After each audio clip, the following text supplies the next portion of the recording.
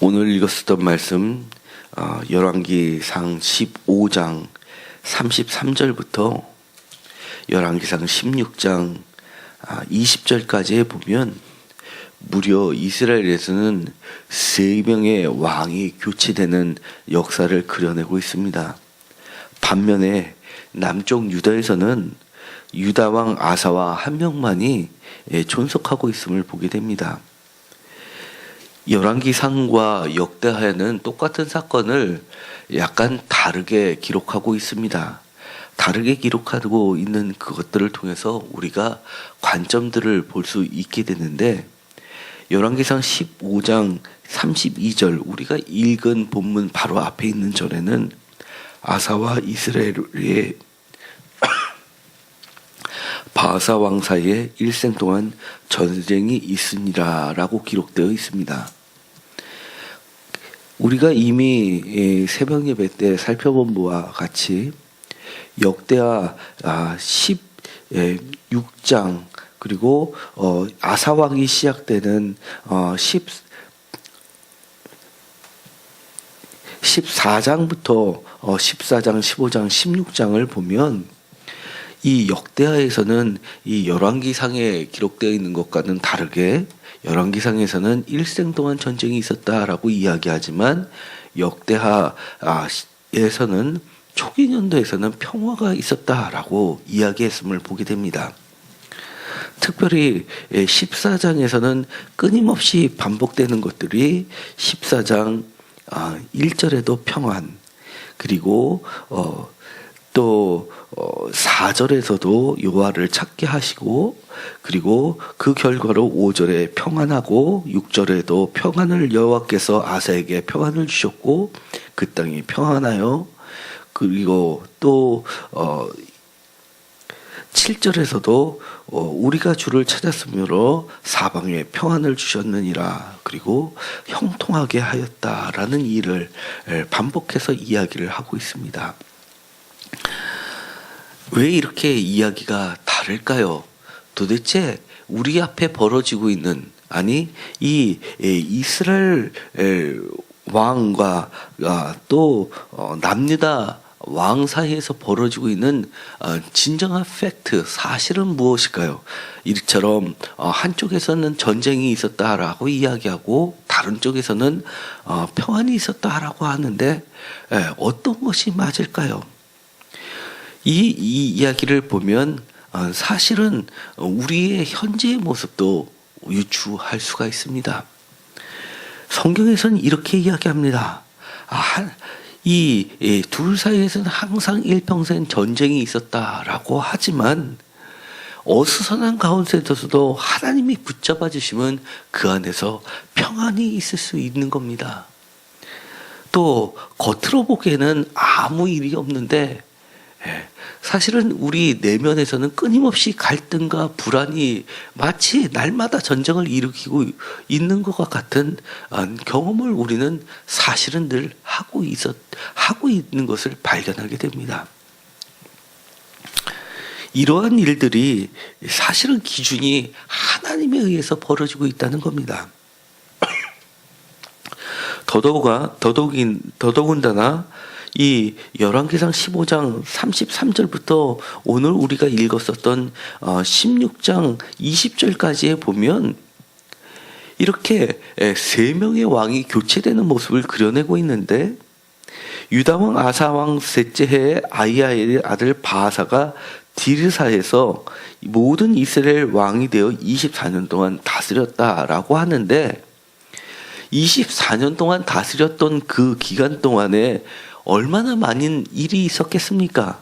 그런데 16장 1절에서 불과 15장에서는 33절, 34절 단 2절만 24년을 소개해버리고 나서는 16장에 와서는 여호와의 말씀이 하나님의 아들 예후야에게 임해서 바아사를 꾸짖었다라고 이야기를 해버립니다.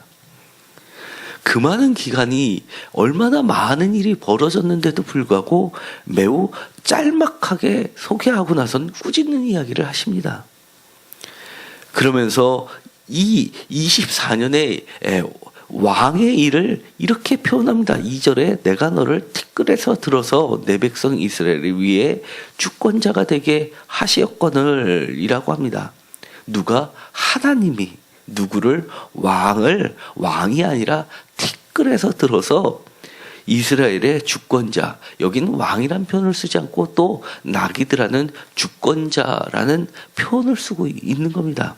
너는 왕이라고 생각할지 몰랐지만 하나님 내 눈앞에서는 언제든지 티끌이 될 수도 있다는 경고를 하고 계시는 겁니다.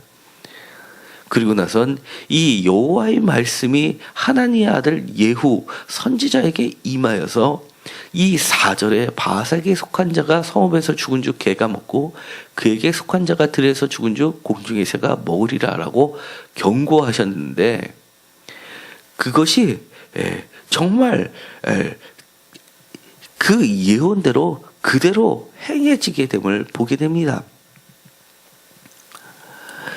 그의 아들 엘라가 왕이 되었습니다. 그리고 2년이란 동안의 시간이 흘렀습니다. 마치 하나님의 말씀이 선지자를 통해서 임했지만 이 아들 엘라가 2년 동안 다스릴 때까지도 그 일은 발생하지 않았습니다. 하나님의 말씀은 저 메아리 치는 꽹과리처럼 들렸을 겁니다. 그런데 그 아들 엘라도 단 한 절로서 그 2년 동안의 이야기를 마무리해버리고는 그 다음에 시므리라는 그의 병거 절반을 통솔한 지휘관에 의해서 죽게 되었다라고 이야기할 뿐만 아니라 과거 오래전에 하나님의 말씀이 임했던 그 내용 그대로 실제로 이루어졌다라고 기록하고 있는 겁니다. 그러면서 11절에 바사의 온 집안 사람들을 죽이되 남자는 그의 친족이든지 그의 친구든지 한 사람도 남기지 아니하고 바사의 온 집을 멸하였다라고 하면서 선지자 예후를 통하여 바사를 꾸짖어 하신 여호와의 말씀같이 되었느니라라고 이야기를 합니다.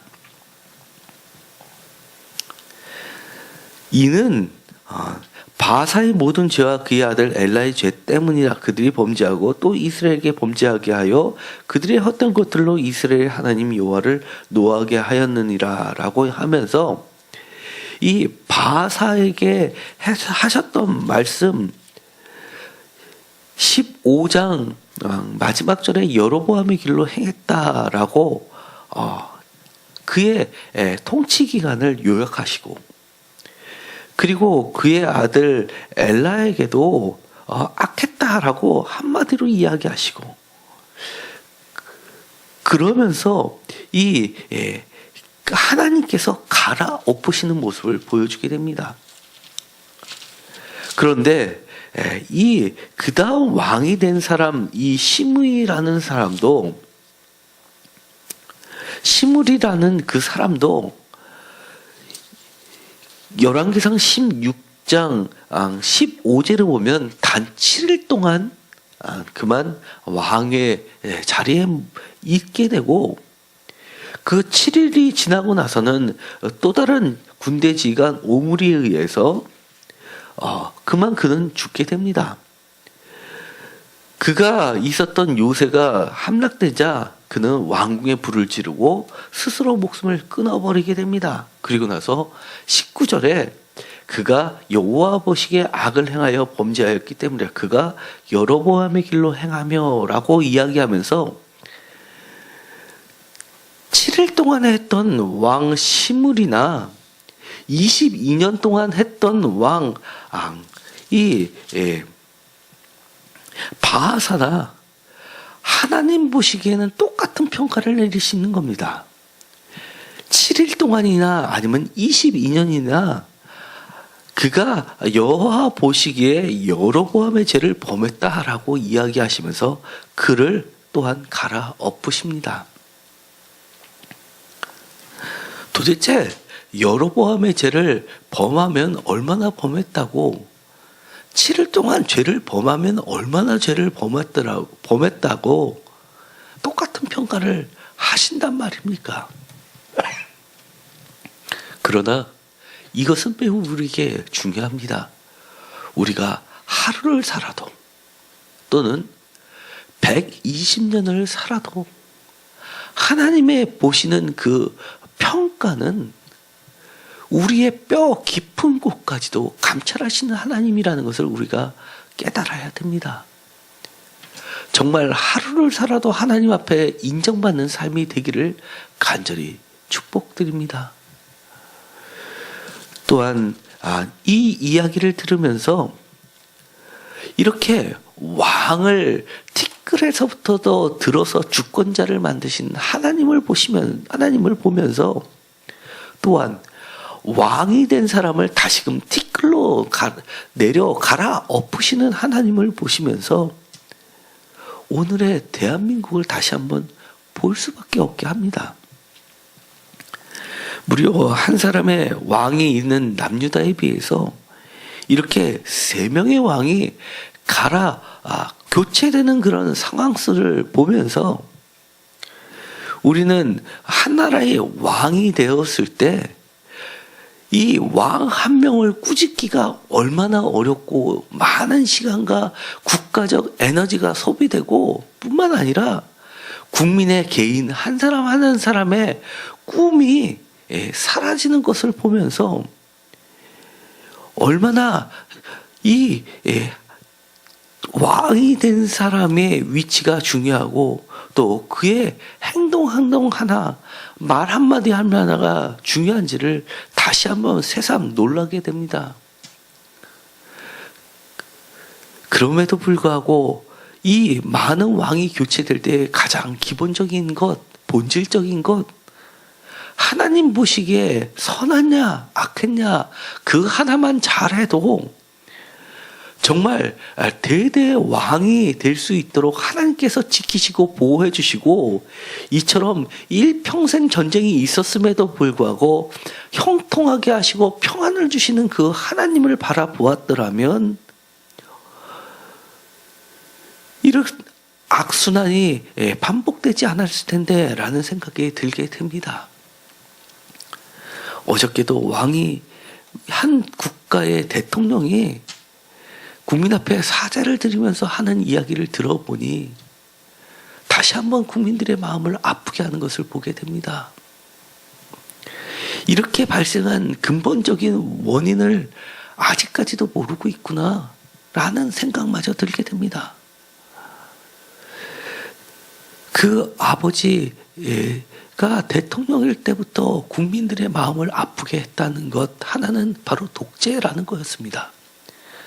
아무나 국민들과 소통하지 않고 그리고 대화하지 않고 자기 혼자서 밀실에서 결정해버리고 통보해버리고 그리고 나서 그것을 반대하면 가감없이 죽여버리는 그런 독재를 펼쳐왔었는데 그 결과 국민에 의해서 그 아버지는 죽임을 당했는데도 불구하고 그녀도 다시금 왕이 되었는데 끊임없이 국가적 시스템을 망가뜨리면서까지도 자기가 결정하면 됐다라고 생각했던 그 사람인데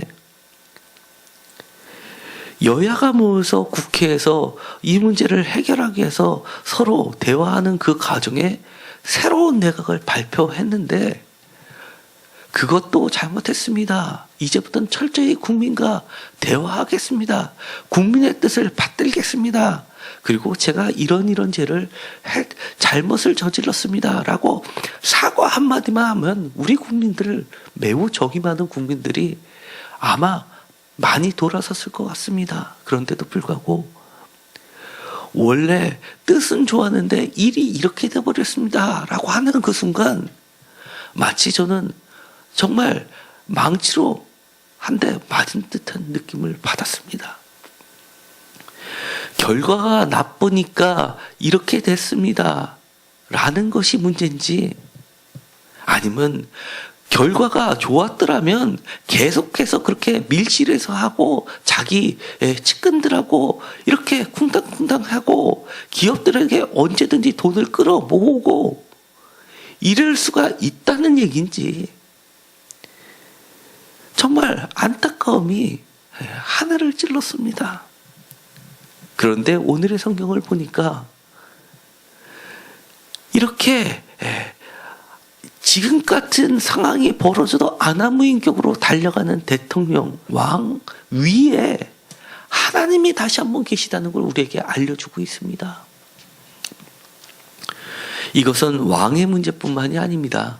우리가 직장에서 조그만 지위를 차지해도 우리는 항상 내 자신이 내 밑에 사람들에게 갑질하고 있지 않나 사실은 늘 조심해야 됩니다. 하나님이 나에게 주셨던 작은 임무라도 그것을 통해서 하나님의 정의가 펼쳐지기 바라는 마음에서 세상의 기준으로는 지위가 높건 낮은 간에 곳곳에서 하나님의 사람들을 배치시키고 정말 말초신경처럼 이 손끝 발끝이 잘 움직일 수 있게 곳곳에 하나님의 사람을 배치해놨다고 생각한다면 우리가 하나님 앞에 그 어떤 것도 내 삶이 존귀하지 않은 게 사실은 없다는 것을 다시 한번 깨달아야 됩니다. 아파트 관리인을 해도 하나님의 대사입니다. 이렇게 고위층에 있어도 하나님의 대사입니다. 대통령의 비서관이라도 하나님의 대사이지 대통령이 잘못 갈 때도 무조건 그를 비호하는 세력이 아니라는 겁니다. 다시 한번 우리의 존재 근원이 어디서부터 출발하는지를 시작되었는지를 다시 한번 깨닫는 시간이 되었으면 좋겠습니다. 그럴 경우에는 우리가 비록 7일 동안을 통치했어도 그는 22년 동안 통치하면서 온갖 악을 저지른 왕과 다름없다라고 평가를 받았던 신물이나 반대로 우리가 하루를 사다도 하나님 앞에서 정말 선하고 하나님 보시기에 정의롭게 우리에게 맡겨주신 일을 감당했다면 하나님은 우리를 왕보다도 더 귀한 사람으로 우리를 맞아주실 겁니다. 정말 이런 이야기는 성경책에 너무나 많이 있습니다.